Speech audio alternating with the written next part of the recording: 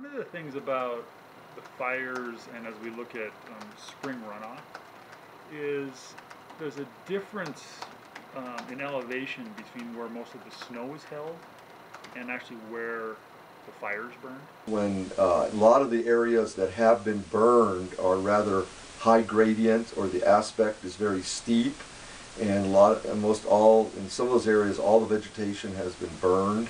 So you can just imagine if there is any very serious or high impact types of precipitation that would create runoff, and that runoff, because of the aspect, will be probably pretty severe. The burned area was in the lower part of the canyon. Most of the snow is held further up toward the Continental Divide. The sediment that's suspended or being washed will gradually settle out as discharge, or the amount of water flow decreases due to gradient as you go from the higher gradient areas into Fort Collins, where the river becomes flatter.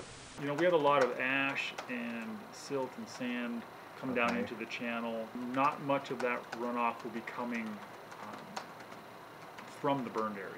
Those aspects, those contributions could suffocate the river. Certain species may disappear, and often depends when it happens. You can see, if you go to almost any of the bridges through town, College Avenue or wherever you want, and to stand on the bridge and look up and downstream, you'll see these big black areas. That's the material that spring runoff should move. As the river cleans itself, there could be, or there should be, recolonization